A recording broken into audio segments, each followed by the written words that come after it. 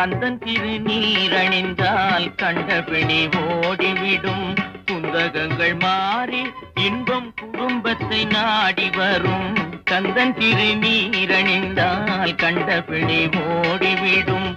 குந்தகங்கள் மாறி இன்பம் குடும்பத்தை நாடி வரும். கந்தன் திருநீரணிந்தால் கண்டபிணி ஓடிவிடும்.